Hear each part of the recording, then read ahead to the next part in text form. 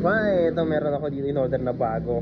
Yan. So may mga kotse dyan, o kaya may mga sidecar, o kaya yung mga hindi na kaya magbuhat, yung may hina na tuhod. Ito na kailangan nyo. Pampatigas, pambuhat. Ayan, jack. Yun, oh. Binili ko sa Shopee to, 200 pesos lang isa. Okay na rin, kaya lang syempre pumili kayo ng tons na kailangan ninyo. Ito kasi 1 tons lang to. Ibig sabihin minimal lang ang kaya na itong buhatin, ha? Tingnan nyo naman, oh. Napakalupit. Tapos may kasama na siyang ganito. Opa. Ito, may kasama ng ganito, wrench. Hirap gamitin. Ayan, oh. Ganyan. Ayan, oh. Parang bike, oh. Diba? Wow.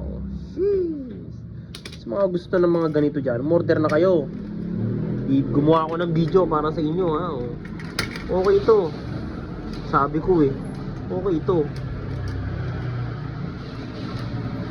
O, diba? Ipihitin mo lang, oh. Mabubuhat mo na yung mga tricycle mo, yung truck mo. Kaya buhatin nito. Kaso UP ito pag truck.